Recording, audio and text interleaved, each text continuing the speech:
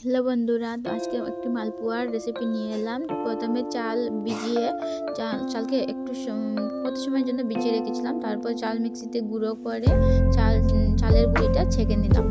আর মা ও গুড় দিয়ে গুলে গুড়ের মধ্যে চাউলের গুঁড়ি দিলেন। পরিমাণটা দেখে নিও, আমি যেটা ঢেলেছেন আমি সমান দেখিয়েছি। তারপর দিলেন ময়দা একটু কম, আর তারপর দিলেন 1 বাটি সুজি আগে থেকে ভিজিয়ে রেখেছিলেন।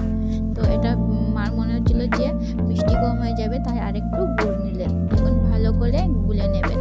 তো যারা মালপোয়া ফুলে না বা সুন্দর হয় না, এই ভিডিওটি দেখে বানালে আমার মনে হয় সুন্দর হবে। তো আমাদের ঘরে এই বাচ্চাটি দেখো, ওরা আগে দেওয়া লাগে, আমাদের ঘরে সবচেয়ে ছোটো।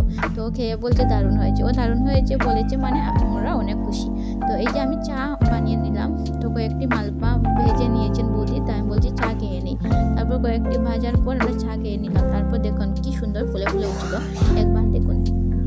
তো দেখেছেন খুব সুন্দর হয়েছে। এভাবে বানালে আপনাদেরও এরকম ফুলকো ফুলকো মালপোয়া হবে।